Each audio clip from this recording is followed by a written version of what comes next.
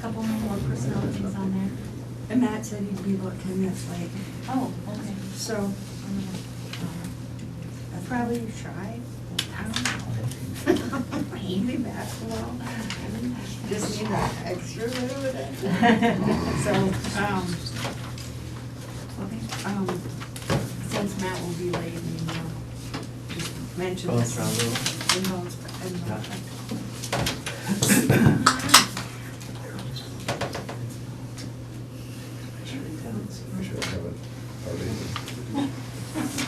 Tony's awesome. What's that? Your red and white. Festive. I didn't go all in on it. Oh, you have earrings? I do, you're right. And I bet you your fingernails. His fingernails? Yeah. See? Oh my gosh, that's awesome. Know it. You guys heard about the gingerbread man that got elected to the school board? No. Yep. It was not good for him. He said he was just not cut out for the job. And it was just eating him up.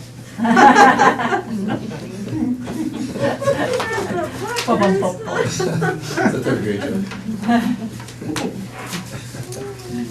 Yeah, third grade grandson. Oh, yeah.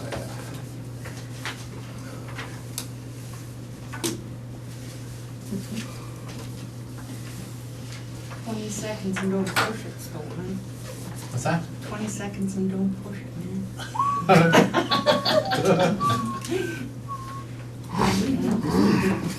All right, well, please stand and join us in the Pledge of Allegiance. I pledge allegiance to the flag of the United States of America and to the republic for which it stands, one nation, under God, indivisible, with liberty and justice for all. Thank you. I will call our regular school board meeting for Independent School District number 544 to order. And we have a very full agenda tonight. We will stop at 6 p.m., whatever point in the meeting we're at, and conduct our public hearing on taxation and the internet safety policy. So with that in mind, I will look to the clerk to establish our quorum, please. Kirby Anderson. Here? Natalie Knudsen. Here. Melanie Cole. Present. Missy Hermes, present. Stephen Biggessa. Here. Matthew Lemke. We have a quorum. All right, thank you. Our resolution on acknowledgements includes a thank you to the Church of the Nazarene for their generous donation to each K-4 classroom for winter clothing. Also thanks to Paul and Julie. Oh yeah, sorry, I'm really scooting. All right, so we have a quorum. Now I'd look for a motion to approve the agenda. So moved. And a second? I'll second. Any discussion on the agenda? All right, all in favor of approving, say aye. Aye. Opposed, say nay. And that agenda is approved. And then in regard to the technology plan, will you do that in concert with the, at this time, or will you do that in concert with the taxation meeting? Whichever you'd prefer. Oh, well, right now would be great then. Okay. So this is the public statement 2022 on the District 544 Technology Plan and Internet Safety Policy. As internet access became a well-established practice in public education, neither state nor federal government currently require districts to adopt a technology plan for the implementation of internet access. District Policy 544, number 542, Internet Acceptable Use and Safety, does govern the use of the internet for the purposes of education to include classroom activities, educational research, and professional or career development activities, and uses deemed necessary for the operation of the organization. As part of this policy, the district utilizes internet content filtering software to block access through the school's network to visual depictions that would be considered inappropriate or harmful. In regard to the public meeting regarding technology and internet safety, does anyone in the audience have concerns, comments, questions in regard to that public statement about the use of technology and the internet. All right. Thank you. Then I just wanted to verify that, and then we will continue on.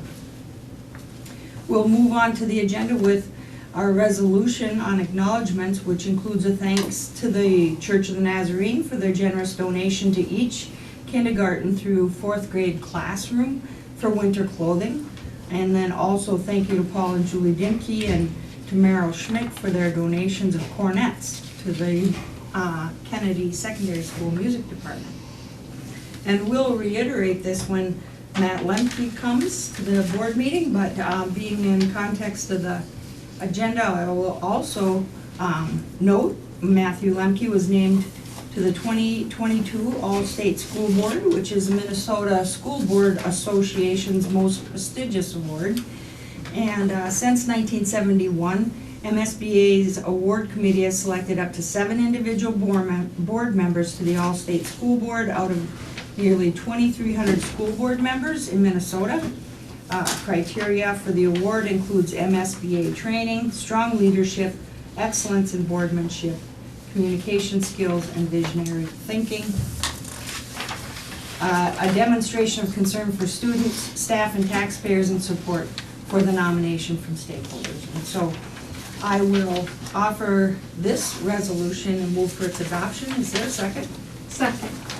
And any discussion on the resolution?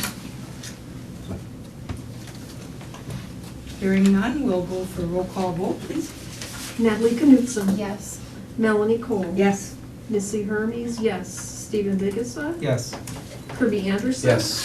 The resolution is adopted. All right, thank you. It's regrettable that Matt missed all that. Hoopla. Recapture it later. All right, and we have multiple board reports. This evening we'll begin with Scott Cumrow, who's going to provide a report on the music trip. Thank you for letting me be here this evening. I got my backup singers behind me too, so we're planning a trip to Washington D.C. March 25th to the 30th with our music students. Participants are students in wind ensemble, chamber orchestra, bel canto, wind ensemble, and any other juniors and seniors that are in the music program. DC is a fantastic trip for any. I mean, I think we should try to get every kid to go to DC and see what's there. And we'll be doing all the very typical things, which is seeing the monuments and memorials and going into Smithsonian's, museums. And we're also looking to hopefully schedule a rehearsal, or to be in a rehearsal session of the United States Marine Band, which is one of the top ensembles in really the world. And that or we're looking at what the National Symphony Orchestra schedule is and other performances at the Kennedy Center for the Performing Arts. And I guess I would just ask if there are any questions about that right now. The dates are proposed and not yet confirmed, is that correct? Yeah, we've had a little bit of I would say confusion within what the dates get talked about during the meet and confer, and I think that our department was under the understanding like that was done then, that the meet and confer decided them, and then we just move on and make them work. So those dates are picked because there's 1 or 2 days where there's no school, so we're taking advantage of the long weekend. Okay. Yeah. So we'll process that just a little bit more, but just to advance the conversation a little bit further, is there another option for dates if there is a conflict within the school? Or is it pretty, what you've just described seems like it's... Yeah, I mean, like, the problem is with rescheduling is kids will miss more school days. Okay.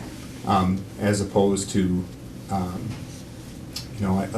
assuming the problem, I don't, do you have anything in mind, or you just? No, just Okay. seeing if Does it conflict with the skating show this year? It doesn't, It doesn't? yeah. Okay. Yeah, so just in general, because we'll discuss a little bit more. Yes. after the meeting tonight, and then it'll be on next agenda for approval. And I just wanted to kind of have fuller information whether or not we had any wiggle room, or if we were pretty much gotta make it work. No, I mean, I would say the wiggle room ends up being up to you guys, because if you want it to be moved, we're not really, and to be honest, DC is a relatively easy trip to move like tickets and stuff with, Okay. because it's all free. Yeah, and and a lot going on. yeah, but again, it comes down to like trying to maximize that weekend when students are not in class. Great. So, How flexible is that Marine band? well, we don't like, I with the whole COVID thing has made all the performance venue stuff very difficult. So, and that is actually something that's brand new to us. We've not done it before, so I don't really know. It's not locked in right now anyway. So I would say it's just as flexible as everything else. Scott, would you mind repeating your proposed dates again for me? March 25th through the 30th. Thank you. And the cost, I'm just, cost per student's $1,000, and then whatever fundraising then works against that, is that Yeah. fairly accurate? And do you have, I know sometimes the boosters have contributed Yeah, and they end up. significantly, and- They end up, they help us cover for students and families that can't afford the trip. They cover chaperone fees a lot of times. And then they try to pick meals up for the kids too, especially on the latter part of the trip, because it turns out students aren't always good with their money. So we make sure they get home fed. Okay, very good. And to be honest, usually that $1,000 comes down as we get closer to the trip. We start with a high number because we have to have that flexibility. Number of bodies in the seats on the bus affects the trip cost for everybody, so. All right. Any questions from any of the other board members? Thank you. Yeah, for the thank you guys, presentation. appreciate it. All right. I note Matt Lemke entering the room. All-star. Whereupon I would relate that All-state. the All-State School Board includes 7 members from across the state for the year 2022. And Matt, we've already officially acknowledged you and resolved that. But in your presence, I'd like to just reiterate the criteria that for the award that you have received is that you have undertaken a great deal of MSBA training, demonstrated strong leadership, excellence in boardmanship, communication skills, visionary thinking, demonstration of concern for students, staff, and taxpayers, and all of that included support for the nomination from stakeholders. So congratulations, very proud to work with you, Matt. Thank you.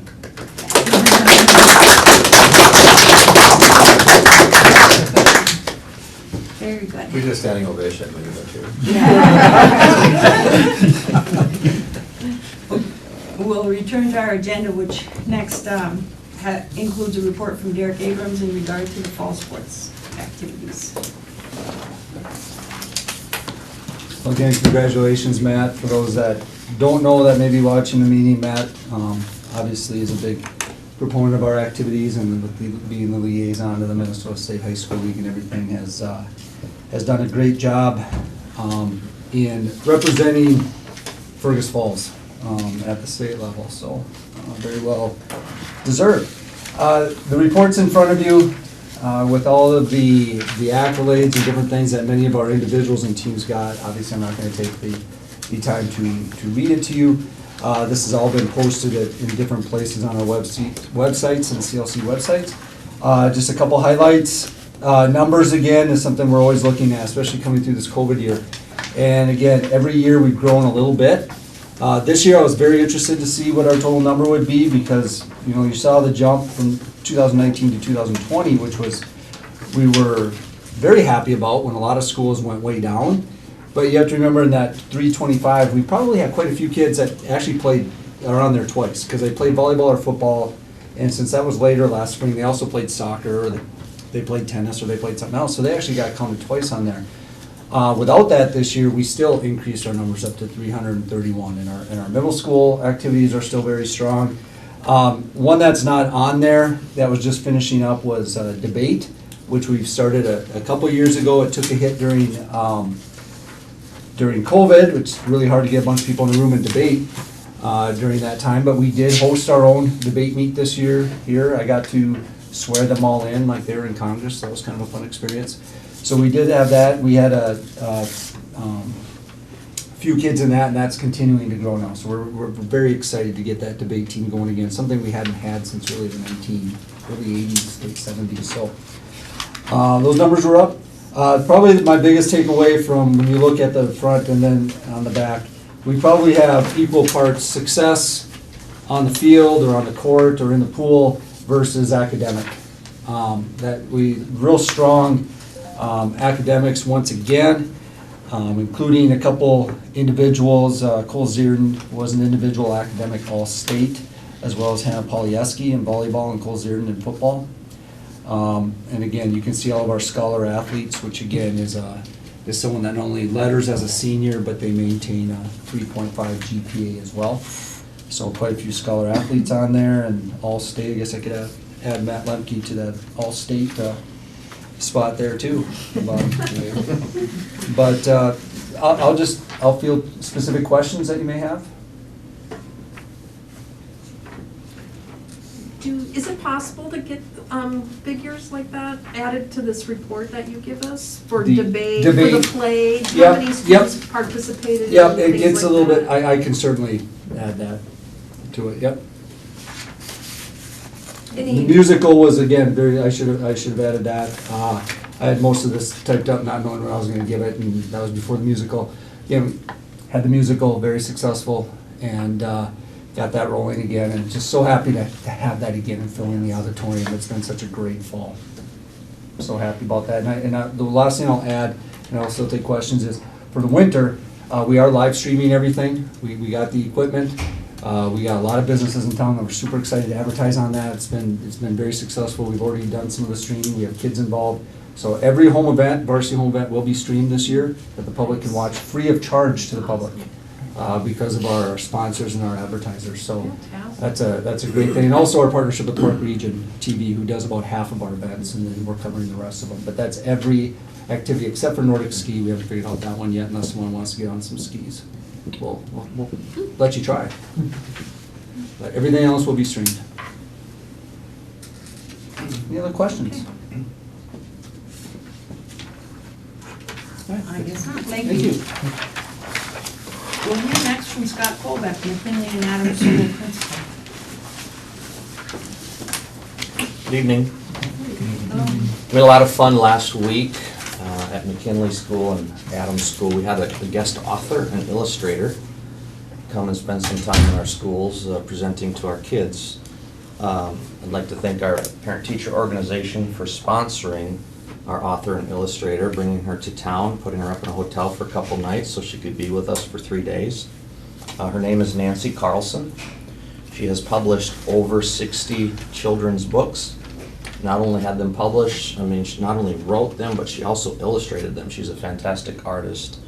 At Adams School, we had a chance to have lunch with her. We had a potluck, a taco bar. So all of the staff at Adams had a chance to eat and visit with her. And I had a chance to chat with her. She's been turned down 100 times for 100 books that she tried to publish. But she had 67 of them published. She's 68 years old now. Last time she came to visit our community was back in 2005. I think what the kids enjoyed most about her presentations is she drew for them. She had a large sketch pad, and she would ask them to use their imagination and tell me what you want to see on this picture with this character, and then they'd tell her and she'd draw it, and you could really hear a pin drop when she started to draw. She knows how to handle a small group of kids. She's done it before. She presented 3 times at McKinley and 4 times at Adams School. And I know the next day she went to some other building, but I don't want to talk about that because I'm sure Mrs. Rund will visit with you about that. So thank you to our parent-teacher organization for bringing Nancy Carlson to our community. I have to tell you, One of our veteran teachers, I won't mention her because she wouldn't want me to mention her name. She was absolutely giddy all day that Nancy Carlson was in our building. And she made her this nice welcome Nancy Carlson sign that was placed in the gymnasium where she made her presentations. And Nancy was a gracious guest. She signed books and was patient with everybody. So it was great. Some other things that have happened since I saw you last. Our high school orchestra with Mr. Peterson came over and played for our students at McKinley. We're still trying to figure out a way and a schedule when they can get over to Adams School. But what we did at McKinley is usually they'll present one time and we'll just bring the whole school into the gym at once. But we broke it down into 4 smaller groups. So, you know, three or 4 classrooms, and then Mr. Peterson and his orchestra gave four concerts, but condensed version. So next week, on Monday, a week from today, Mr. Josh McGowan will bring his middle school band students over to our elementary schools, and they will, in small groups and ensembles, go into each classroom and play a song. I don't think those kids know it yet, but those 8th graders, 7th graders, they'll be getting to play their piece with their small group 14 times at Adams School. They'll just go right down the hallway, and then they'll go over to McKinley and they'll do it 12 times. So there's always some nerves with those middle schoolers when they have to go and play in a small group in front of a group of kids, but I'm thinking those nerves will diminish as the day goes along. Just between McKinley and Adams alone, and if they can hit all classrooms, they will have played their piece 26 times. That's before getting over to Cleveland. Recently we had American Education Week. In the past, we have brought families or parents in to eat lunch with their students. We didn't do that this year. We didn't do it last year. But we still continued with our food drive. We do that every year at Adams School during American Education Week. And our students collected 41 boxes of food. We do a little friendly competition amongst classrooms. Publish the food items each day, talk about it. And so our Salvation Army in town benefited from the food drive at Adams School. We continue to recognize our kids at Adams for their behaviors, and this year we're doing it a weekly focus. This week we're back to the focus of being a safe student. Each classroom teacher nominates 1 student per week to represent their class. They're called down, they get a certificate, they get their picture taken, it's published up on it's hung in the wall of the school. So that's been going well. We learned some things last year, we've made some changes, and we think we're on to a good thing. So it's a focus each week. We're in our 6th week now, so we're circling around. We've been through the pillars of safe, kind, respectful, responsible, ready to learn. Next week at Adams and McKinley, we're going to do some sing-alongs, thanks to our music teachers who are going to be directing those. It's going to be different than in years past. Again, in years past, we've just brought the whole school into the gyms. This year we're having smaller groups with our sing-alongs. These aren't programs, they're not Christmas programs. It's nothing that's really open to the public. It's just something that we do. We bring our kids together, have a little fun. There might be a visit from Santa, and there's a staff member at McKinley who every year sings a solo for the kids, so we have some fun with that. I'd like to thank our noon Rotarians in Fergus Falls, Noon Rotary. They recently came to visit all of our 2nd graders at Adams School. Each 2nd grader received a book, the Andy and Elmer Apple Dumpling book. That book promotes the Rotary 4-way test of the things we think, say, or do. Number 1, is it the truth? Number 2, is it fair to all concerned? Number 3, will it build goodwill and better friendships? And 4, will it be beneficial to all concerned? So we appreciate our Noon Rotary group. And they came over and they went into each 2nd grade classroom at Adams, read the story, handed out the books. Thank you to them. And then earlier, you recognized Nazarene Church. Recently got a call from their pastor saying, we'd like to help your classrooms with winter clothing. Can we gift each classroom $100? That's why it's $4,100. We have 41 classrooms in grades K through 4. So what we do is we just tell each classroom you have $100 in your classroom supply budget, must be earmarked for winter clothing. And then each teacher has an extra locker in the hallway where they'll put extra snow pants, boots, mittens, hats, whatever the kids might need when they come to school if they forget something. And then lastly, I just want to end with this. I want to just talk a little bit about the generosity in our community and how community organizations support our classrooms. So if you're a classroom teacher in our elementary schools, this year you received $200 from our parent-teacher organization. You received $77 through a notepad fundraiser. You received $100 from a business in town through our Adopt a Class program.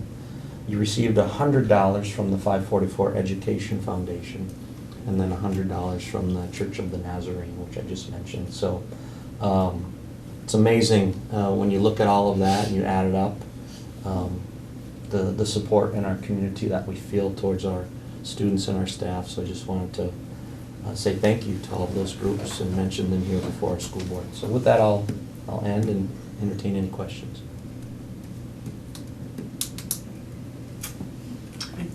Oh, wait a second. What? Uh-oh. One last thing.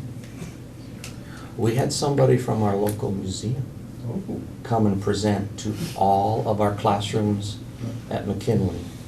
And I sat in on one of the presentations and it was very good. Thank you, Melissa Hermes, for that. Was that, did you, I know you hit all 9 kindergarten classes. I also went to 2 first grade classes that were unable to participate last year Okay. because of COVID. Yeah. Yeah. So she brings all of her goodies from the museum and comes over and talks to her students about Native Americans. And it's very well done, so I enjoyed it. thank you for that. They are wonderful. Your kindergartners and first graders are super. They really are. I Thank you. really enjoyed visiting with them, yeah. They enjoyed it. It was I'm awesome. thinking no questions. No shot. All right. Thank you. All right. And now we'll hear from Ms. Cindy Run, Cleveland School Principal. All right, good evening. The stand is a little. I have 2 tall people coming right up, so I'll just move this down, that will work just as well, so. So good evening. I just wanted to start by acknowledging our Thrive initiative for the month of December is gratitude, and we have several things to be grateful for. And one that has really stood out recently is the substitute teachers and substitute support staff that are coming into our schools are doing an outstanding job. They're wanting to work with children and they're doing a superb job. We've called them sometimes last minute, or we've called begging. We've just had an urgent need and they have stepped up and filled some important roles. So I'm grateful for those folks. I'm also grateful for some volunteers that are coming in on a regular basis and working with particular students who really could use a boost. And some of these are veteran teachers and other volunteers that have great experience working with students. And that wouldn't all be nearly possible without Elaine's diligence. She's done a great job of getting these folks hired and onboarded so that when they do show up to the schools that they're prepared for their job. So lots of good things happening there. I think at the last meeting I attended, I shared with you that we were starting our annual service project at Cleveland we called Presents for Pets. And we set up a Christmas tree and students are invited to bring items to support our local Humane Society. And it's filled. Our tree is dripping with lots of special items for the Humane Society. We've had parents coming in with bags on dollies with bags full of cat food, dog food, and the like. So it kind of goes hand in hand with what Scott was mentioning, that our community is just very generous. And this is a neat project for kids because they take pride in the pets that they have at home, whether it's a guinea pig or a horse or puppies. This is something that they're involved in on a day-to-day basis at home, and they see the need for it in our county as well. So special project that they really get into. And we have a virtual pet parade going on, and that parade keeps growing and growing and growing. And so it just continues to play and catches the attention of students each and every day. So at the end of this week, all of these items will be delivered to the Humane Society for their benefit. And then Mr. Colbeck did a great job of highlighting our author visit that we had last week. Nancy Carlson visited Cleveland on Friday, and we were able to schedule 4 different sessions. So we had groups of 4 classrooms attend a session with her. And she had students bring a clipboard and 5 pieces of paper and pencil with them. And so at the end of the presentation, as Mr. Colbeck was mentioning, she's an incredible illustrator. She led the students through illustrating some of the characters in her books. And they were so attentive and just thrilled with the projects that they got to take with them at the end of her presentation. And like Mr. Colbeck mentioned too, she had a big sketch pad. So as she was doing these things, she left the illustrations with us, signed them, dated them, and so we've oftentimes put them in a frame and hung them in the library for just that continued motivation. So it was a special day, and she was an incredible lady.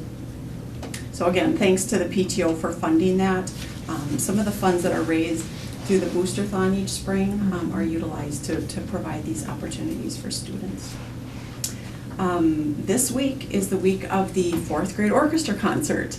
And last year we did a virtual concert. This year we are fortunate that the auditorium here at Kennedy Secondary School is available on Thursday morning. So we're going to have a live concert. This is an event where the students get to invite their family members to attend, or their parents or grandparents to attend. So we are going to, we've kind of mapped out the seating in the auditorium, so there's room for families, room for the 3rd and 4th grade students who aren't in orchestra, because all the orchestra students will be up on stage, so it kind of made room for everybody else to attend. So we're looking forward to that concert, and they are very thrilled and that they get to be on the stage under the lights in this venue for their concert. The rest of the days this week, 3rd grade students have invited a parent, family member, or a special guest to join them at Cleveland for gingerbread house making the last hour of the day. And so we have 2 classes at a time coming into the lunchroom. They've been bringing goodies to decorate their gingerbread houses, and this gets to be a special event for 3rd graders to have somebody special come to their school and work with them to create something extra special that they take with them as they leave that day too. So looking forward to that. And then I just wanted to mention too, we have Krista Simongard here. She's our talent development teacher, and I just wanted to acknowledge Krista's work with the COGAT administration, where 2nd and 4th grade students have taken the COGAT, and Mrs. Simongard has really gone above and beyond and has been very diligent to provide sessions for all students to take that assessment over the course of time here. So kudos to her for her outstanding work in getting that administered. Those results are sent in, and we will get them back to incorporate with our student data. So with that, I will conclude my report for tonight. Any questions for Principal Rund? Good. So can you remind me, the COGAT test, it's not timed, right? There's not a time limit on that test, is there? Do you want to answer that? Sure. 2nd graders, there's not a time limit. For 4th graders, there's 10 minutes per test. So there are 9 sub-tests. Thank you. I just wanted to comment on I know I've chaperoned a couple 3rd grade trips out to Prairie Wetlands, and it's want to encourage parents, and in my case grandparents, to go out and take advantage of that. It's a great deal. It's not the most fun when it's 20 above with the 21-hour wind, but it's still, I know Molly Stoddard and the other U.S. Fish and Wildlife folks out there, they really do a nice job, and the kids, I've been out there twice now with Miss Ellis's class, and they do, it's always nice to have a couple extra parents out there and encourage other parents to do that. And the other thing, you talked a little bit about staffing and substitutes when you started, and it's been a challenge, and just wanted to say thank you to you and to the other folks that are here from the different buildings, because there's been people, paras and people like Mike Evervold over at Adams, and there's, we've had a number of people stepping in and you know, keeping plates spinning, the ship afloat, however you want to say it. And I know there's been times where even you've been teaching or monitoring a classroom. Yeah, it's and we appreciate that. I just want to say thank you. Yeah, thank you. It works. Collaborative effort. Yeah. Thank you. Thank you. We'll hear next from Ivan Hurst, middle school principal. Good evening. Yeah. First, I want to start off my report with recognizing Mary Madison for her, as the community ed director, has been partnering the last several years with Miss Kate Hychek and her FAC students to stand at service foods and handle lists of food that the local food shelf has been trying to fundraise. So a great opportunity for those kids to give back to their community. And so Mary spearheads that, and so we're appreciative. School's about experiences, right? So the following week, the FACS classes met and they packaged and bundled those things up to make sure they could be distributed. Other good things that we have going on, I just want to recognize the Middle School Student Council. Mr. Steinbrenner is the advisor this year. They've done a couple service projects, and prior to snow, they were raking leaves in collaboration with the raking club, new to me. But so those kids got to get out of school and spend some time doing that. And now they're currently, this week, we're doing penny wars. And so they're battling with their 8th period class. 7th and 8th graders are battling against each other for a root beer float party. And then the proceeds for that will go to the Salvation Army to buy gifts for those less fortunate. So kind of a couple neat projects that the Student Council in the middle school is working on. Something that since we've last met, something that we've came up with, Mr. Steinbrenner and myself, we've implemented class meetings on a monthly basis. So we bring all the kids in the auditorium. We did this for November. We did this at the beginning of December. And just a time for us to get in front of all the kids at once. And we hear the teachers over here.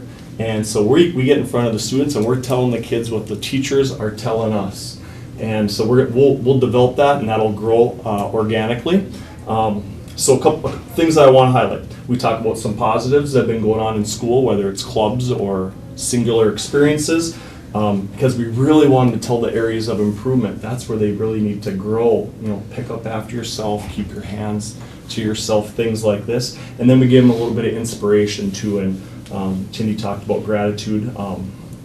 So we did a short video on that. And then we also took that opportunity to announce the most valuable otters at that time as well, which made sense, right? So the whole class could see it and it wasn't a distraction. So monthly meetings, we're expecting those to last maybe 10 to 15 minutes, somewhere in there, but a great opportunity for us to get in front of kids, reminders, and then the teachers get to go back to the classrooms and say, Mr. Hurst, Mr. Steinbrenner just said this, so we're gonna do that. And so we can kind of work together in collaboration. Don't tell the kids. Another thing that doesn't make it right or wrong, but we were coming to the end of first quarter, and I said, okay, when does the honor roll run? And they said, we don't do an honor roll here. And I said, well, that doesn't, okay. We're recognizing MVOs, which is a character award, so to speak, a growth award where kids are recognized for those things. But being a school, we should probably recognize our academics as well. So did some checking around, and we recognize our students for their academic achievement as well. So kids got certificates for A and B honor roll, much like they would in high school. And a lot of positive pub on that. I've received a few notes, and teachers have reported kids were excited. That's good, right? They're excited about learning. The best part is the holiday concerts. I mean, we're in the season, right? So I just want to recognize the teachers that are putting on the concerts. We have Val Johnson with our orchestra in 6th and 7th grade. 5th grade, they're not ready yet. And then our 8th grade is Mr. Craig Peterson. Choir is tonight. 5th, 6th, and 7th grade is Miss Trosbake. 8th grade is Ashley Sands. There's a 7th and 8th grade concert tonight in the auditorium at 7 o'clock. So you guys will have to wrap it up quick. And then we have the band. 5th graders, we have a ton of them. Scott Cumro and Denise Weiss. And then 6th grade, Mr. Josh McGowan and Denise take that on. 7th grade is Denise, and then 8th grade is Josh McGowan. So those concerts have been really good. They've split them apart this year, so they're really in 20 to 25 minute chunks, and kind of a variety of times, but it seems to work, and when it works, you don't fix it. So a lot of positive things going on at Fergus Falls Middle School. Any questions from the group? Quick comment, it's neat to hear that the kids are gathering and having cohesion, you know, as a class or whatever. And I just think that perhaps you and Mr. Steinbrenner could intersperse some of that with like a skit. Jeez.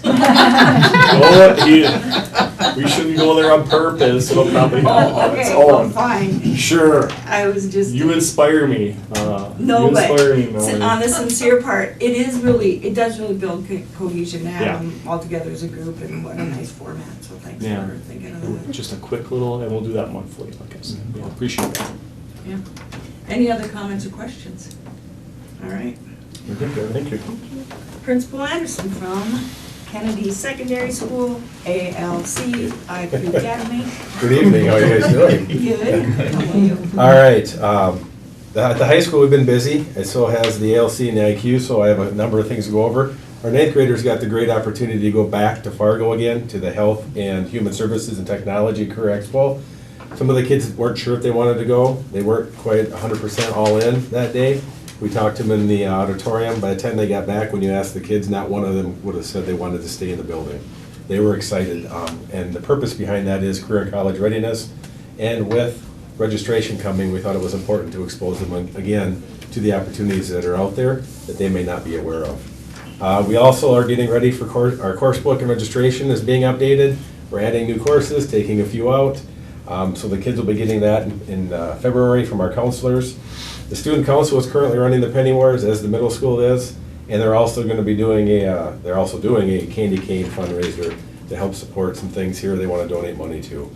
The past 3 weeks, our music department's been extremely busy. We spent a lot of time in the auditorium practicing for their concerts. This Thursday night is our last one. All 3 departments have had their concerts now after this week, and it's amazing. I would say that about almost 200 plus kids in each group, between choir, orchestra, and band, had been up on the stage. So it's a lot of our kids are participating in multiple musics, and it's great to see, and our kids are outstanding. And they haven't been able to do this for a couple of years, so the opportunity to get up there and perform, they light up and do a great job. We're implemented live streaming like Derek talked about. We're kind of getting our 9th graders involved in that. We have 3 9th grade boys right now. We have a senior girl who is working on that. We're going to visit with the 8th grade to see if 8th grade kids might be interested. We'd like to develop that as a next 4.5-year process for them. They did the live streaming this last week, and they were way better than Derek. And Derek was like, can't wait to see what happens next. They have all these ideas on commercials and such, so give the kids the tools, look what they do for you. We are also giving out You Matter cards to the students at Fergus Falls High School, letting kids know before we're done with semester 1 that you matter, that you are recognized, you are here, you are present. Every student will get one before semester 1 is over. We also were beginning to prepare this week with our career fair for the spring, the one that normally happens in the fall, but we weren't sure with COVID how that would work, and businesses weren't real thrilled about coming in. Now they're ready to come, so we're going to have one in April, right around April 8th or so. And that's another opportunity to get our kids prepared for career and college readiness. Our leadership team is meeting. We are actually talking about career and college readiness, world's best workforce. What does that mean for our students? That means our kids are telling us they want study halls. They want ability to get in and do social emotional opportunities every day and start having those conversations and get support during the day. So we're actually talking about an advisory possibility next year. So we're having those conversations. The teachers are leading that discussion with us. Our National Honor Society turned their applications in tomorrow, and we decide who will be in National Honor Society new candidates for the next year. Our students did get recognized during the Veterans Day. We had 3 senior high school students recognized for the Voice of Democracy. They did an amazing job. And one of the things we are doing, we tried to, with our leadership group, we were thinking, do we go full go and do some advisory this year? But with all the things we're kind of doing, we just felt maybe it was best just to hold off, stay with what we have. We're going to implement a SEL once a week. Wednesdays for 10 to 15 minutes. We'll supply the activity for them.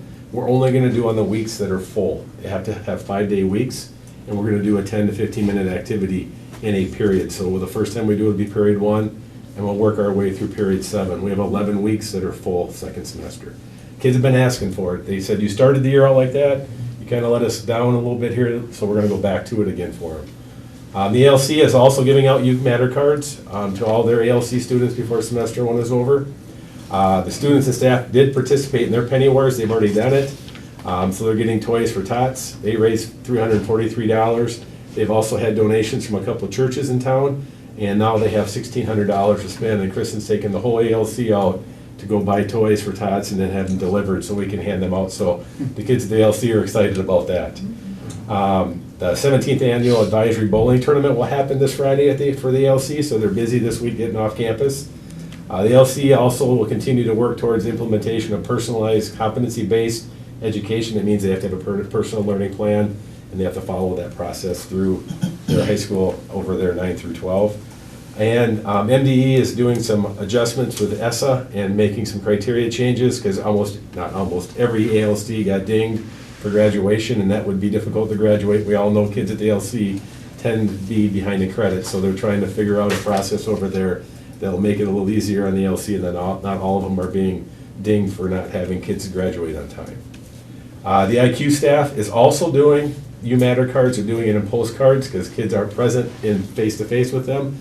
So they're sending out notes virtually to them and making personal phone calls. They're making their phone calls to students with Fs and trying to weed in a few of the kids who are getting A's as the positive pieces too. Each week staff rotate, onboarding new students in enrollment, and they're getting a lot of kids new. I believe Minnesota Valley MVA has closed their enrollment, so now our enrollment in IQ is going up because they can't go there. The elementary is reviewing data, and they're reading interventionists and starting to get kids in place to get those supports sooner than later. Before break, there'll be a fun high school class over the high school team teachers. One of them will versus each other, so they have a trivia day. So they're gonna have some opportunities with the high school piece there. The elementary teachers will be reading the winter themed story and inviting all elementary students into the Zoom session to do that. The IQ Academy leadership team will be meeting to discuss and review data in regards to students' graduation and course passing rates and student engagement, how they can make those go up also. And that's my report for both the high school, middle school, or high school, ALC, and IQ. Any questions? Any of the board members have questions? Some exciting stuff. Thank you. Awesome. Yeah. Yeah, thank you. All right, 6 o'clock. thank you, appreciate that. We're all been waiting for it. And, Okay. so in regard to truth and taxation, do I need to close this meeting? No. No, Okay. we're just having it during the meeting, so no Okay. closure needed. Alrighty. And, so business manager Stoltman, All right. take it away. So this will be quick. Nothing has changed since the last time we certified the levy back in September. We're still gonna reflect the tax rate decrease of 12.2% this year. It's gonna go from 31% to 27.2. 3 main reasons for the decrease. There were some major adjustments for this upcoming year. First, local optional revenue, which is based off student enrollment. We're gonna see a decrease of about 200,000, which is about 100 pupil units. Now, this aligns more with FY '21. It's a conservative approach, but it's been historically pretty accurate, where I am comfortable with it. Number 2, we saw a lease levy adjustment of 300,000 this year. A couple years back, the district planned for remodel of the Heritage Building for the pre-K program, the CFE. And that never materialized, and that ended up being around $200,000 worth of adjustments that were made. Other things that kind of dropped off from the lease levy, number one would be the YMCA. We don't no longer utilize that lease levy where we receive dollars on. And also, historically, we have conservatively planned for higher numbers in regards to the hockey arena. And those dropped off pretty significantly to make up that 100,000 difference with the 300,000. And number 3 would be on the debt service side, where we continue to see a decrease in principal and interest payments, and that ended up being around 60,000 this past year, and that'll probably continue to go down. if no other additional debt service related funds are added. Now, I would like to throw the attention to, historically, we've shown a nice graph of what's happening with the tax rates as they go along. And this chart here, we're looking at the net levy and the adjusted net tax capacity. So you can see the green line of what is happening is your market values of your property are continuing to go up. But at the same time, you see the net levy, the total dollars that we are levying across the district is pretty much staying on a flat line and slightly increasing since 2015, but not a whole lot. So there's been a lot of good management with it, and no increase to some significant spots such as like debt service or anything of that sort. Superintendent Jay, could you bop over to the tax rate real quick, and here's just maybe you want to go shrink zoom it down out a little bit. Sorry about that. Okay, so here's just a historical. This is from 1995, so it was kind of interesting to see basically 25 years of data as it came up in the 50s, down, dropping like a rock in 03, and then kind of coming up in the closer 2010s, and then it's kind of stabilized as we've come along with some peaks and valleys, but it's pretty much been in there, not too far from a pretty medium pace. You can see as we're on a downward trend similar to where in FY15, and there's a possibility of that bouncing back after we see those adjustments drop off next year too as well. So that's an anticipation that I'd be expecting, because we probably won't see the massive adjustments that we saw this year going in the next year. So with that, it's good news for people this year who received their property tax statements and be able to view the difference between last year and this year. With that, I'll take any questions people may have.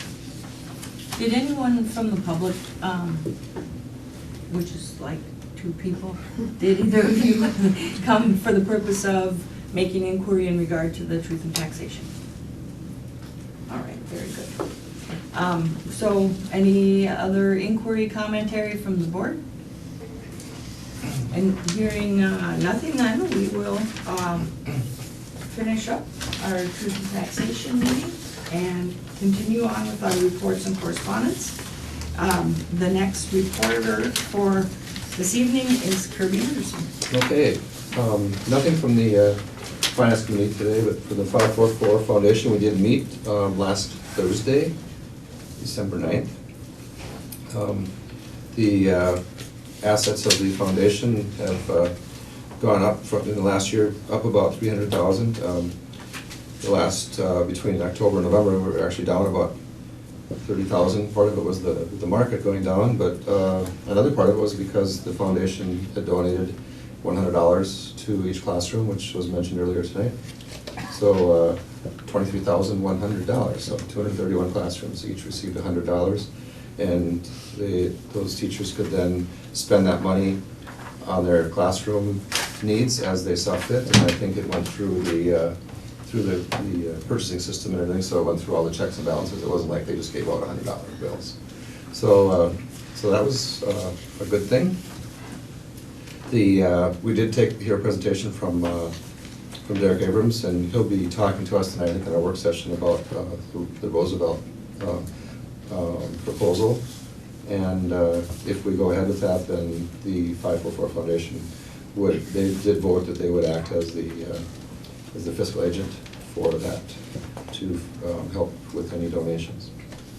A couple other things, the latest fall and winter newsletter went out, and I don't know if any of you see this, but it's a great, they did do just a great job on it, the folks that put this together at the foundation. And so this goes out, I believe, twice a year. So this is a very nice project that they put out and highlights everything that's going on with the foundation and in the school district as well. There's a donor newsletter going out by Christmas. Scholarships through the 9 scholarships available this year through the foundation, and those applications will be available after the first of the year. And other than that, I think The foundation has I think there's 16 board members. I think we had 14 of us there. Jeff and I are the ex officios, but, so they take their responsibility seriously on a volunteer basis, and so it's a good group, and they're doing a lot of good things for the school district, so I just want to thank them publicly. Any questions on that?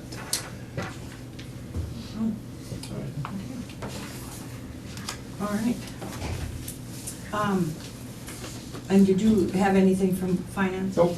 All right, so next board reports are from myself.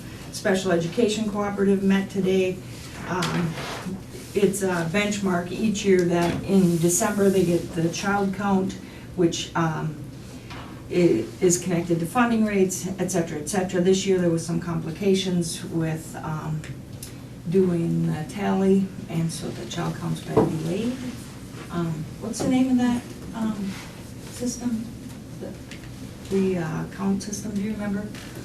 Oh, okay, well, anyway, there were some complications in the state switching it over, and so anyway, that had slowed things down, but it does seem that the number of students has been down.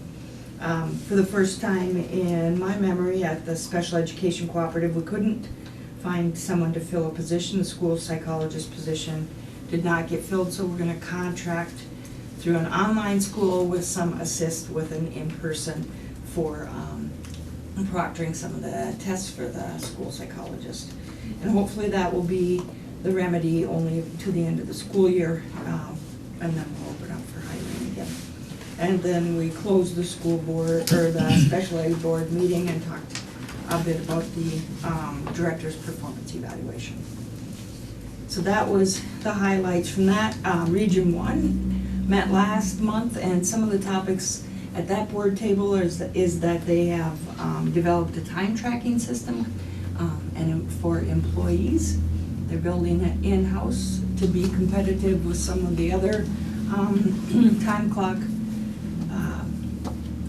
applications that are available, and they have a couple school districts that are giving it a test, and that will then become an option that we could utilize from Region 1. They have added security measures. Building in North Moorhead has been, the neighborhoods experienced some increase in crime rates, so we put up a fence and put up a bunch of cameras. So that was some of the expenditures up there. And then the other last piece that I'll add is that we're taking a look at how to perhaps do payroll preparation for school districts that need that.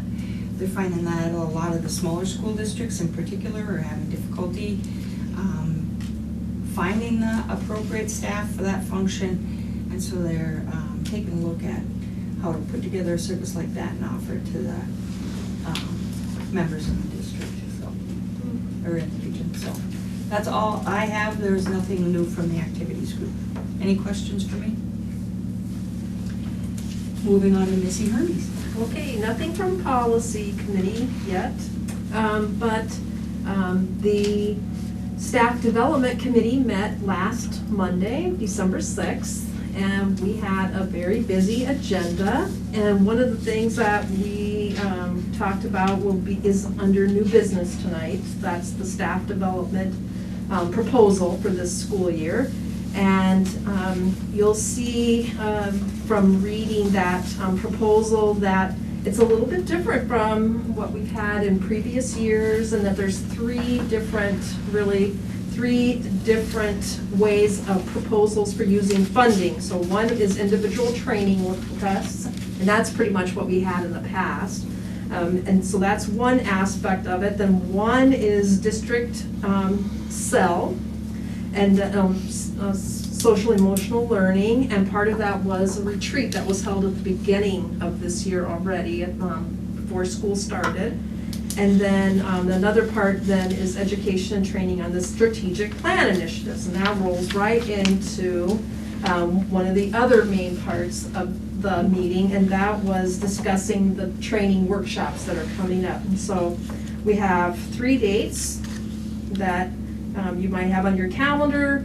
January 21st and February 11th, those are both going to be presentations about project-based learning, which is one of the strategic initiatives there.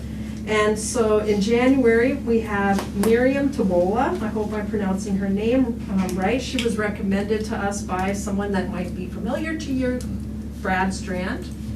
And that she is the Director of Innovation and Learning at Breckenridge High School, or is that right? Yeah. Yes.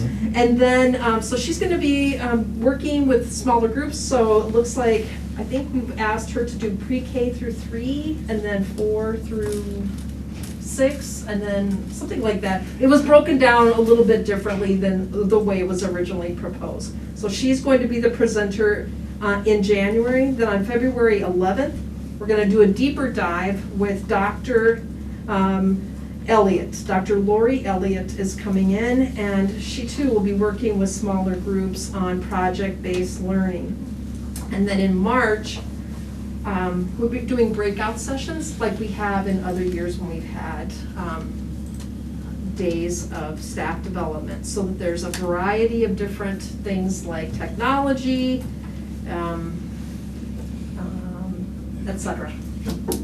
So, I know that they did, I think I have it somewhere here, that there was a survey given to the staff on what are some things that staff are really interested in. For example, trauma-informed practice, I know was one, fetal alcohol syndrome, spectrum disorders, yeah, fetal alcohol spectrum disorder, etc. So a variety of different things that day, and then educators, and it's not just for licensed staff, right? We can have paras are invited and encouraged to go to these trainings, all of them. Great. Any inquiries for Ms. Fergus? Anything else to add, Missy? Yeah, that March 25th, it's a half a day of training and then a half day work day for teachers. Okay. Very good. Thank you. We'll carry on with reports from Natalie Knudsen. So the Wellness Committee hasn't met, but currently there's an Employee Wellness Challenge going on with weekly prize drawings, and it sounds like maybe some weigh-ins and some healthy recipes and that kind of stuff. And then the Thrive Initiative has been working through staff this fall, and starting then in January, it's going to swap over to students. So the staff have had a chance to work through the various pieces, and then in January it will switch, and the staff will start implementing it with students. And then as far as buildings and grounds, throughout the fall, there's been various assessments done on the buildings and the facilities. So part of our work session tonight is just going through the facility recommendations, and Derek's going to be presenting on the gym, or the rec gym. So we'll be talking much more in depth in our work session tonight. That's all I have. Okay. Any questions for Natalie? Matthew Lemke.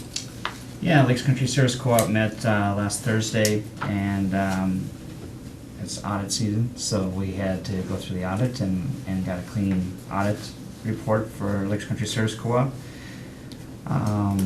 One of the things that is, as I've talked, they are making the transition from being from Blue Cross Blue Shield to Medica insurance in the new year.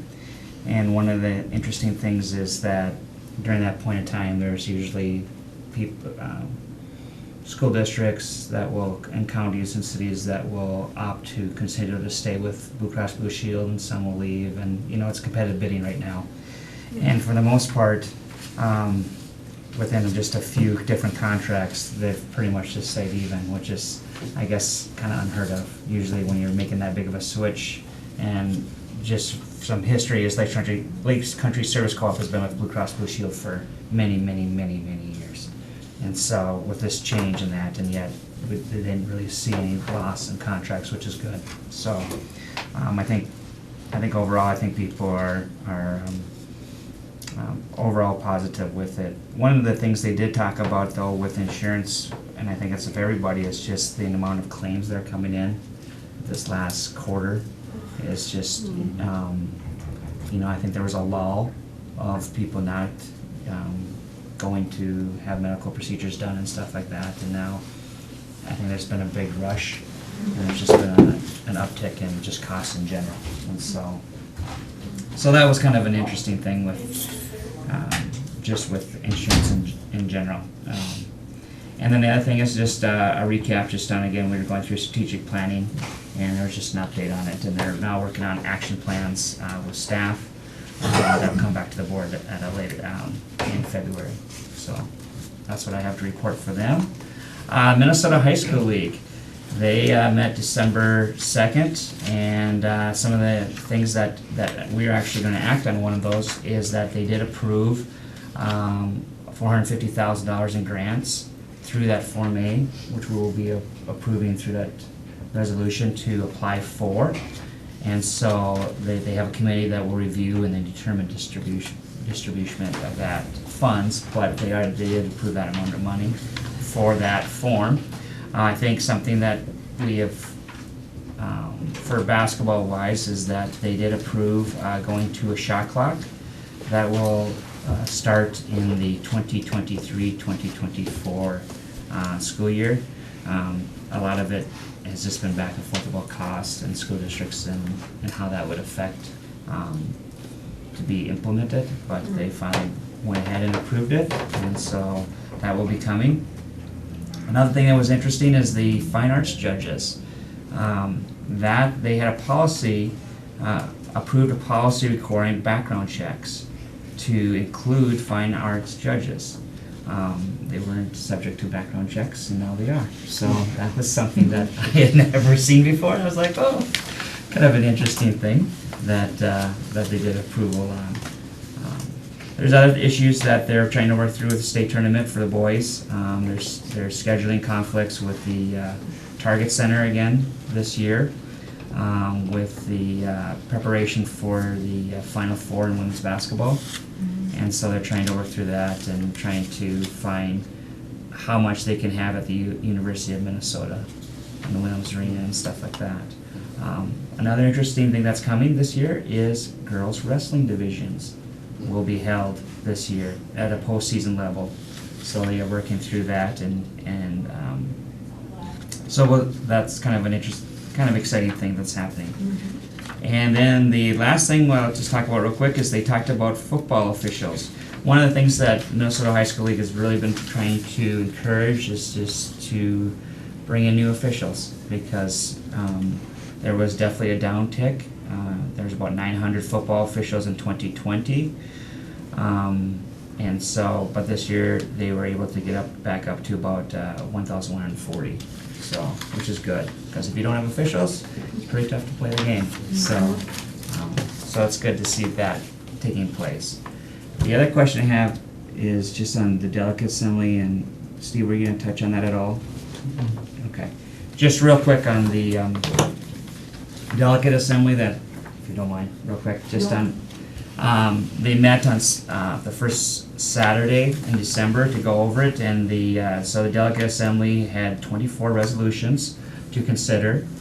Out of those 24, 18 did pass, and just a clarification, sometimes when people hear resolutions and stuff like that, these aren't policies, we're not writing law, they're just positions that MSBA will take towards, if they're asked from the legislators, you know, what is MSBA's position on this issue. And some of the issues that did come up that I thought were kind of unique is one was to urge legislation to move away from free and reduced price lunch as a primary factor in computing compensatory revenue. And one of the things that I had reached out to the Minnesota Department of Revenue just to ask if that's a possibility, and they said, well, we're not opposed to it. We've just never worked with that. So I think that some of the numbers that it showed is people, especially now that if your meals are free for students, then there's really a lot of people have no reason to fill them out, or don't see the reason to fill them out. Right. And so. And it's an abstract content. Correct.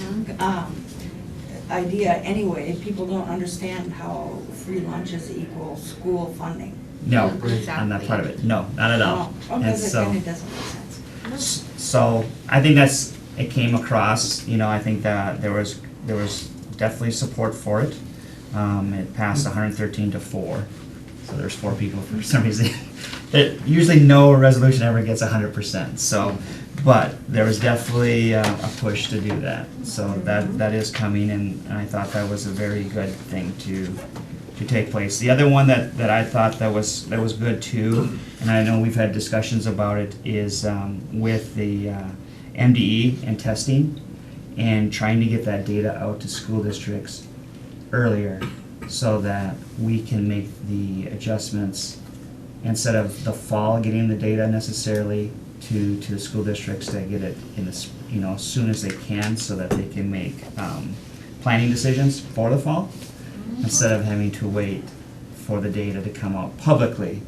And granted, I understand that you do get bits and pieces of that data, but so one of the things was to urge the legislators to see if they can reduce that span of time, so that school districts can react to it and actually implement some strategies before the school year starts, which would be nice.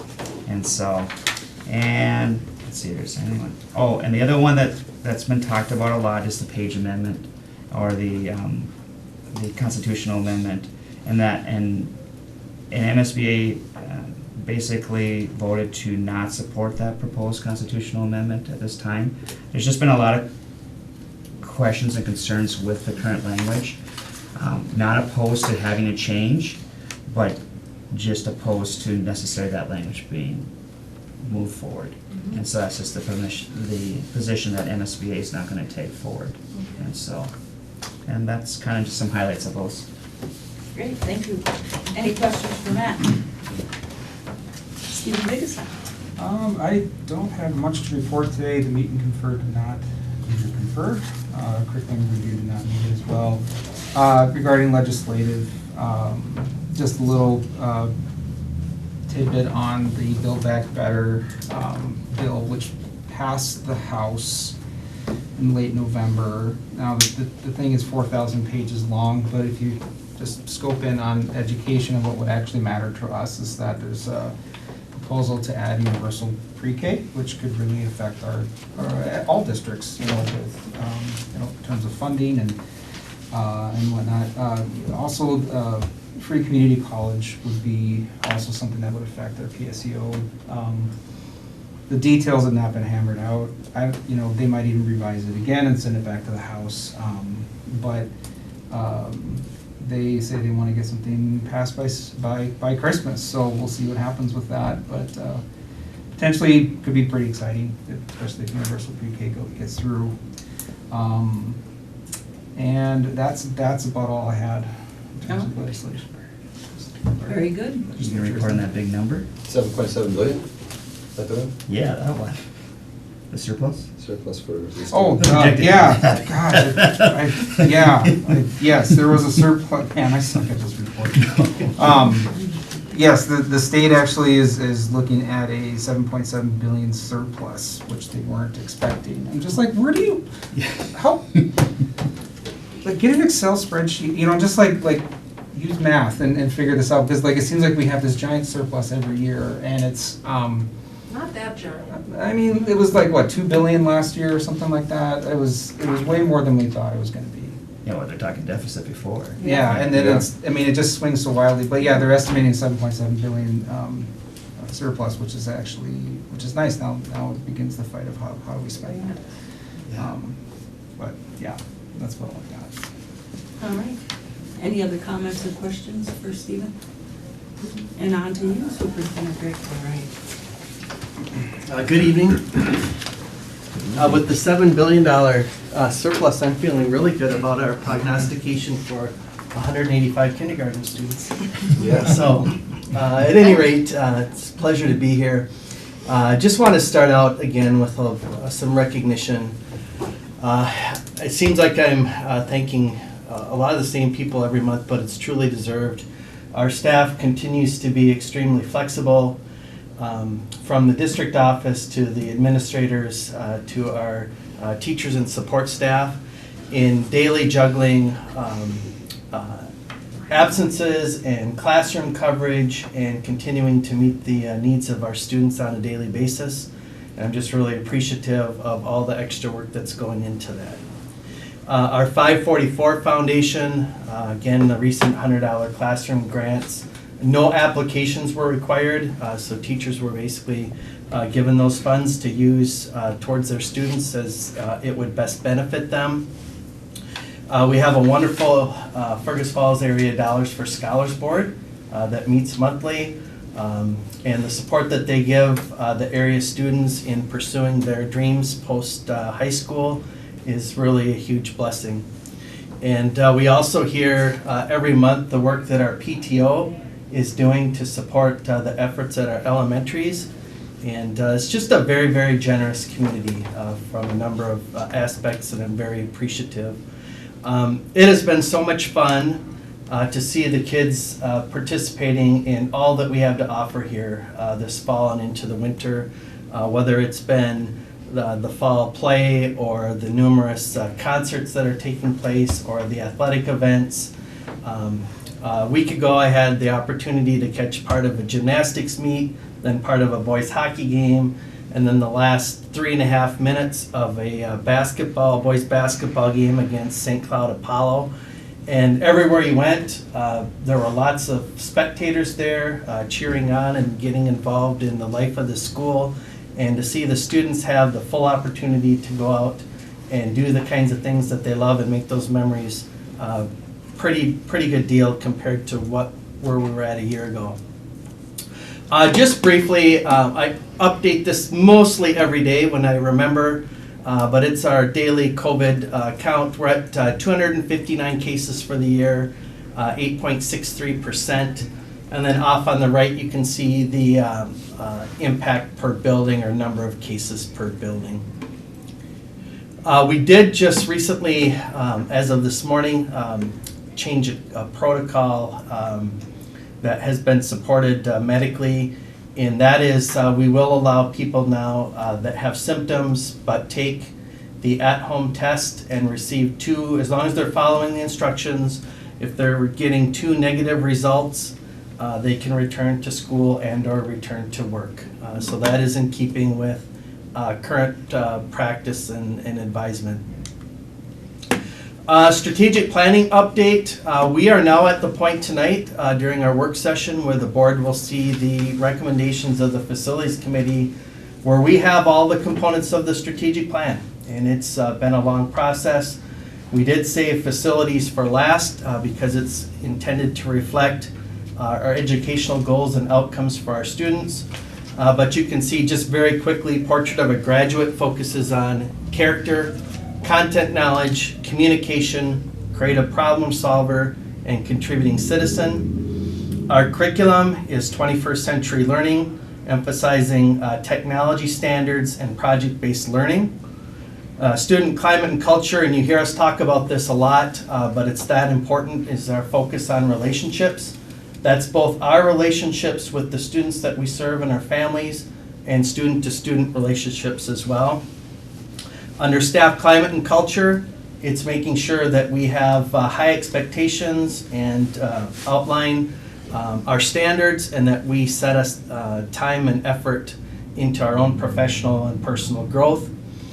And then on the facility side, we will talk later on this evening really about a short-term vision which has kindergarten and in 5th grade in plans that are tied to the remaining 36,000 square feet at Lincoln, but also some long-term conversations about what we want the district's configuration to look like in terms of a potential new elementary concept. This again is our visual depiction of our Portrait of a Graduate, along with our slogan. But again, a person can just in a matter of a minute or two get a real good flavor for what we want our students to know, what their experiences we want them to have, and how we want them integrated into our community. I've got a couple ad hoc items that I just wanted to make note of. Ethan Solon is the advisor for his economics students in the stock market game. Out of if I'm remembering this correctly, I think 900 plus teams in the state of Minnesota. We had a group of 3 young men place first, and a group of 3 young men place 10th. And anyone with a investment portfolio, I think you would have been quite happy to have had that in their hands over the last 3 months or so, because they did quite well with a mock $100,000 financial investment. This piece I'm really pleased about because it has been a long haul. We finally have approval back on the ALC bathroom, which seems like we've been talking about this for 8 or 10 years, but that project should be set to go through. We are on Comstock's calendar for next June, so we will expand that bathroom. A personal note, on Wednesday I will have my final meeting with the United Way as a member of their board of directors. I've been on there for 2 terms now, which is the maximum, and I just want to say a thank you to the United Way. It's been an honor and a privilege serving on their board, and I've learned a lot about the community of Fergus Falls through that experience, so appreciate that. The Cleveland facility analysis that Natalie referenced earlier, ATS&R believes that that will be done right around the end of December, so we should have that information coming rather quickly. And then the last piece that I have given the board a heads up on is a data warehousing software application called Viewpoint. And so we will be subscribing to that service. But what Viewpoint will allow us to do is to pull up any student and we can see all of their data reports in one central location. We can run whatever types of reports we would like to. Say that you want to see how students that qualify for educational benefits do as a whole on any one or multiple of our test components. We can do that. We can pull reports based on attendance rates. And so it's really advantageous for us as we make decisions, both moving ahead as a district, but also at the classroom instructional level, to be able to pull that data with a couple clicks of a button and have that right in front of you. We've talked as Gifted and Talented or Talent Development Committee how much more convenient that will be to pull information to decide which students might meet the criteria for pull-out services. So that's going to be a huge time saver.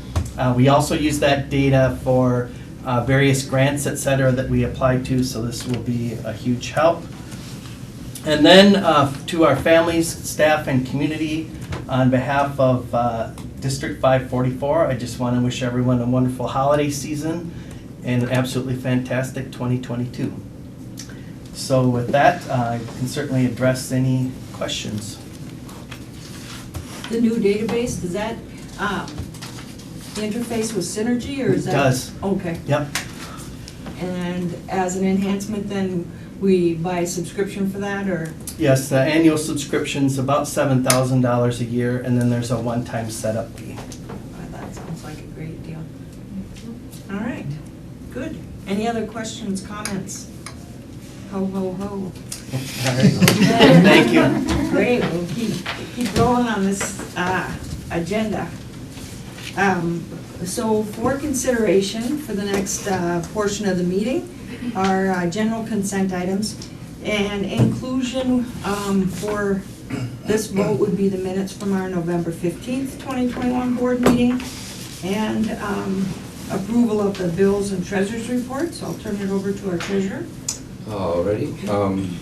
Blake and I met with Melanie prior to this meeting and reviewed the bills. And as far as the treasurer's report goes, are looking at our fund balance from last year. We are up a little bit. We're and one of our, I think, I want to just pay particular attention to community ed. I know Mary Matson does a great job over there, and we have utilized some of those funds, and she continues to do a great job over there. Just want to recognize that. As far as the bills go, as we reviewed those, we did have 2 payments to K-12 management on the stride. It's more just an accounting thing, we just happen to be paid in the same fiscal month. We had some kind of different kinds of payments that were made because of some of the, it's a seasonal thing because of the fall playoffs, which is a good thing because that means we had teams and students in postseason activities. $18,000 went through kind of a pass-through to M-State as part of our PSEO. I think we questioned one of the well, we went through a couple things, and Blake was right on the ball and answered any questions we had on any payments that we didn't know anything about. We had our first payment to on the gymnastics center of $6,700. We'll do 2 more of those to meet that $20,000 per year lease payment. On Comstock Construction, we have 1 payment left. We made a payment of $183,000, and we have 1 payment left of approximately $170,000. And I believe that will be done after the rest of the punch list is completed, and I believe some of those are going to be done over the Christmas break when there are no staff or students or kids in the building because of some of the mess that they'll be making, and hopefully we will be done with that part of the project. There's some Bradco restoration, doing some tuck pointing, some general maintenance over in plumbing over in Adams and McKinley. Lighting projects are ongoing. $9,000 went out there for more LED. We bought some more wall pads and one of those really neat floor scrubbers. And Blake said that those floor scrubbers are getting so good now, the ones that they ride around on, that they'll even go get you a soda pop when you need one. Yep. We had about $40,000 that went to Lakes Country Service Co-op, which was related to Prairie Wetlands. Some fundraising things, $15,500 for air filters, and some $20,000 for cameras and security and network broadcasting things, and I think a lot of that has been offset by some advertising revenues coming in, and I think Derek has been doing some work with that. So if you go over to the hockey ring, you'll see all kinds of advertising. You'll see some in the gym, and so a lot of our the broadcasting and different things like that are being supplemented with some of that advertising money. So, any questions on the bills or the treasurer's report?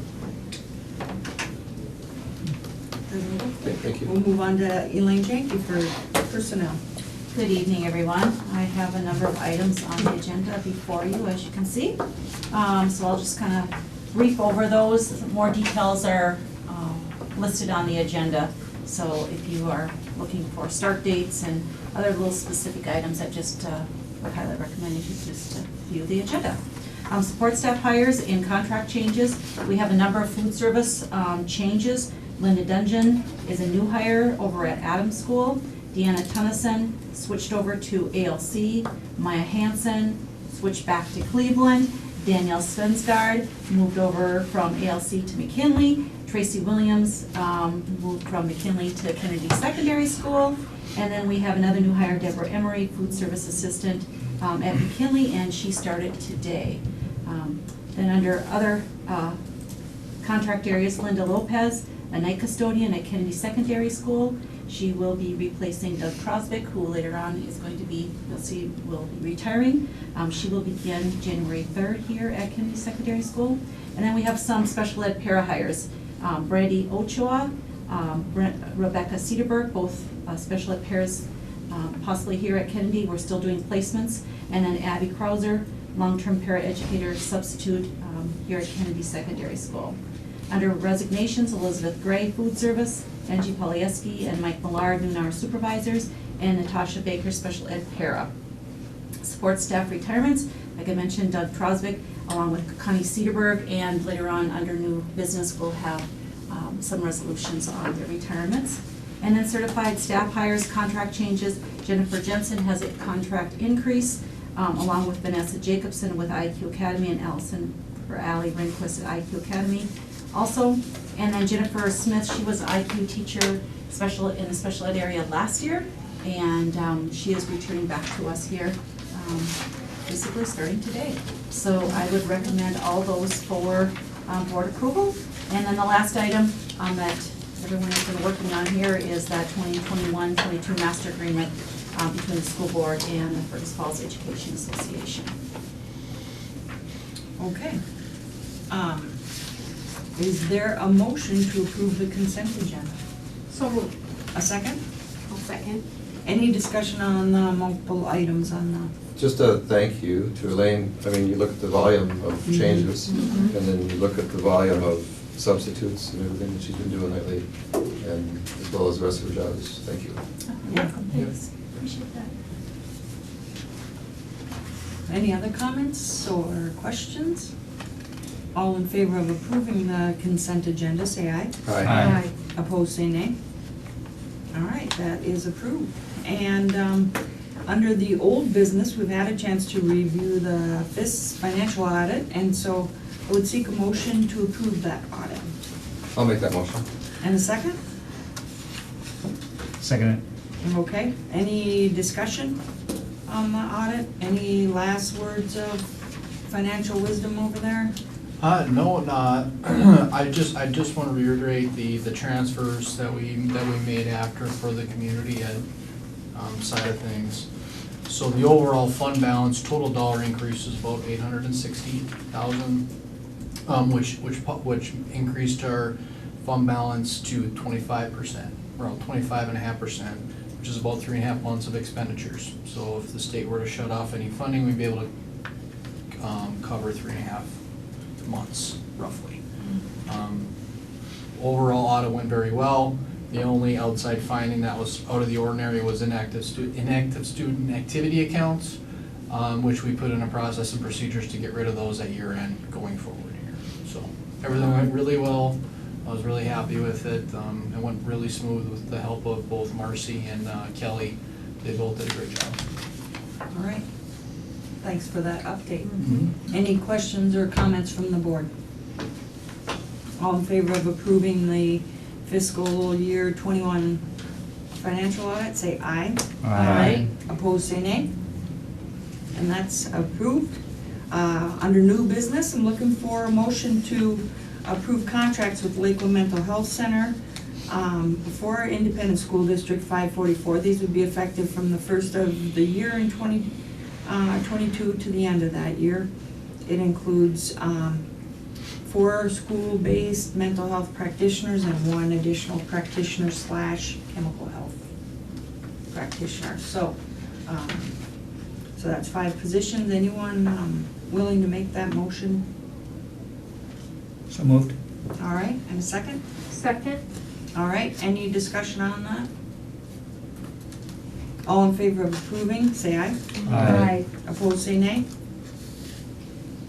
Looking for a motion to request an additional half-time, full-time equivalent special ed para position at McKinley based on student needs, and for that position to hire Tabitha Evenson effective January 3rd. Will someone move for that? I will. I'll make that motion. Thank you, and will someone second? I'll second that. Thank you. Any discussion? All in favor of approving, say aye. Aye. Opposed, say nay. The next new business item is a request for an additional part-time hall supervisor position, 4 hours a day, hopefully at sneaky times. So, at the Kennedy Secondary School, would someone make a motion to hire a hall supervisor? So All right, and a second? Will anyone offer a second on that motion? I'll second it. Thank you. Threw everyone off with sneaky, I guess. Any discussion on that? Are there particular portions of the building that are problematic as opposed to others? I mean, Yeah, so Principal Hurst, Principal Anderson, and Principal Tilke and I met for a couple hours today. There's several things going on here, but one of the issues is as our population continued to grow, we don't have enough space in the cafeteria for all the kids during their allotted times. So that means that we need spillover areas There's about 40 students that eat lunch down at the tables by the activities hallway. Some students are up in the senior commons area. And then due to necessity, there are also some other places scattered about where students are eating as well.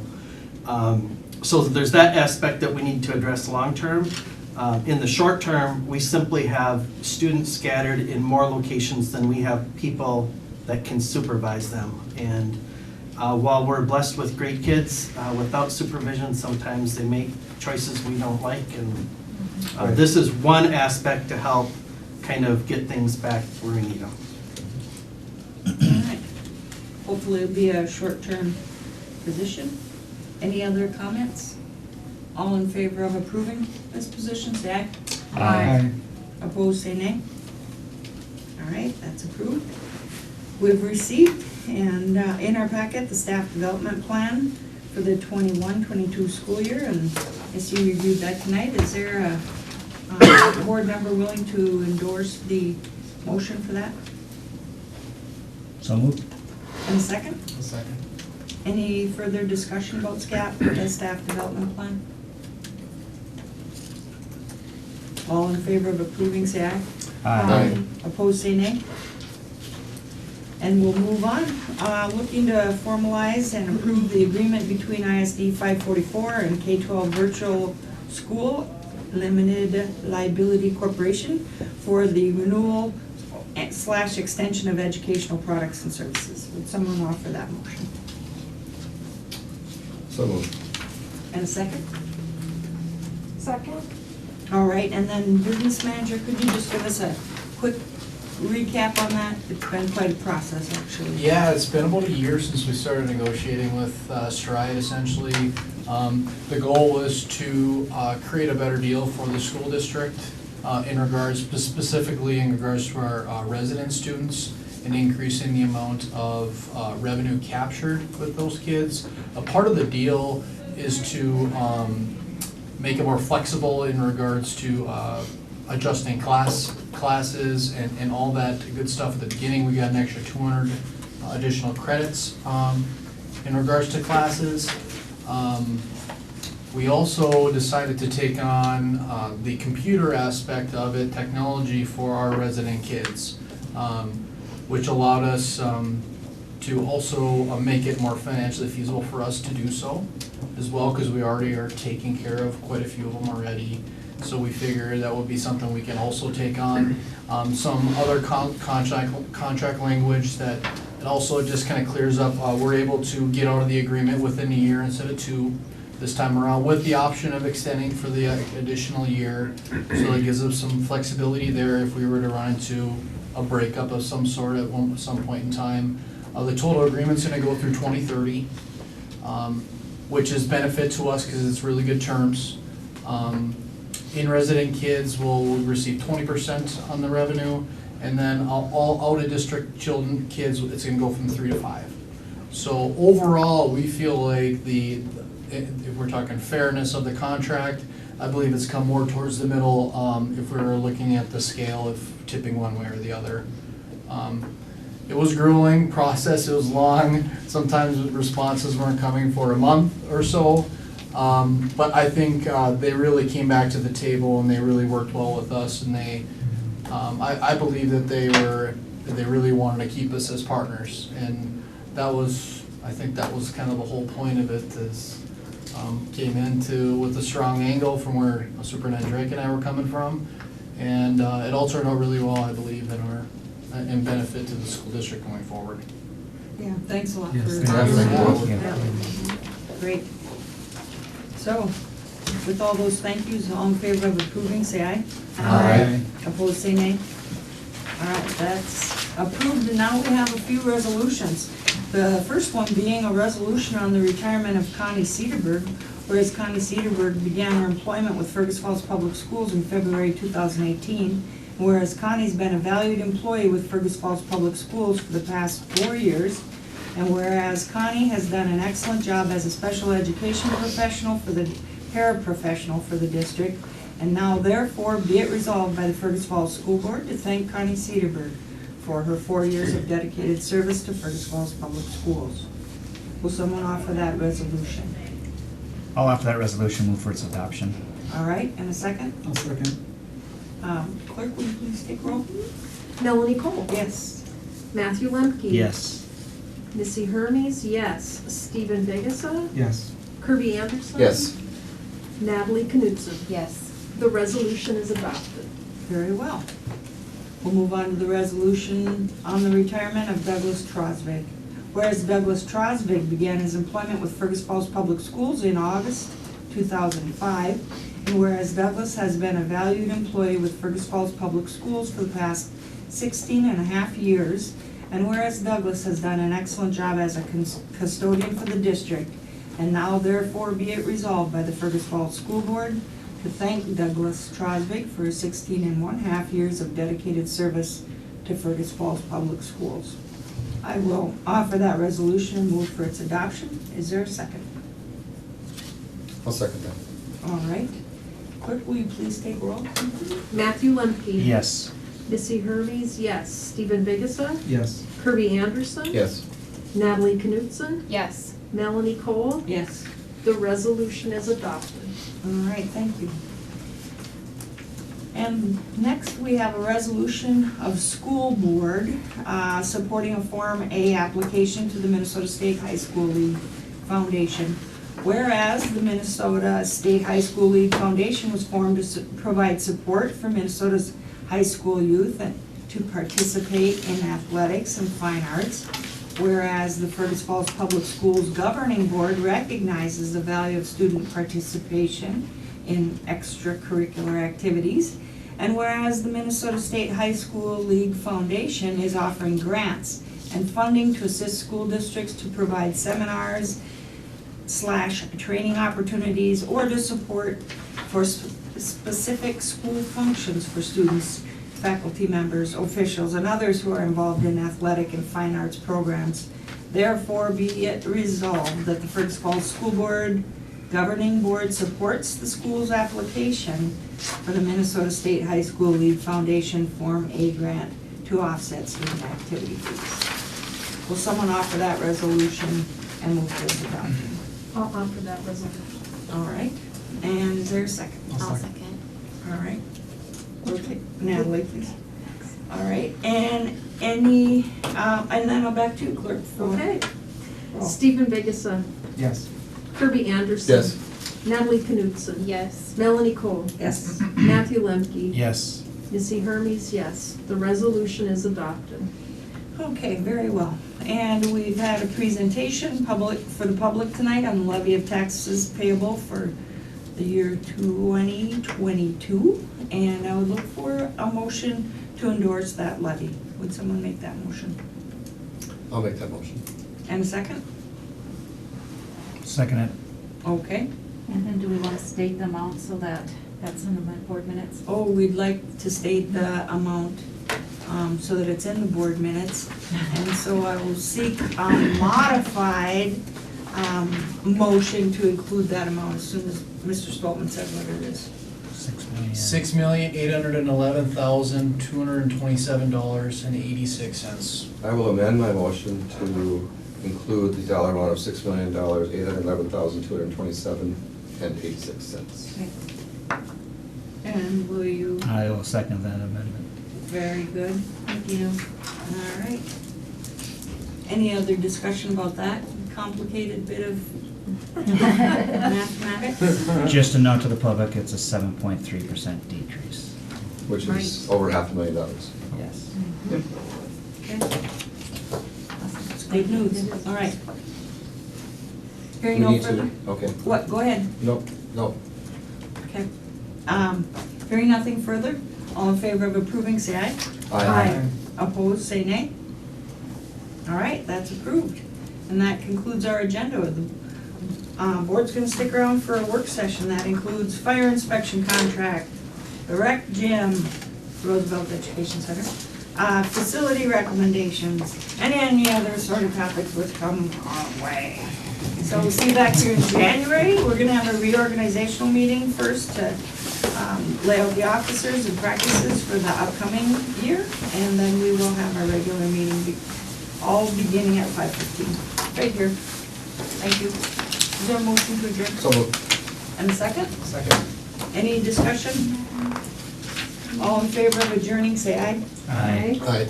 Opposed, say nay.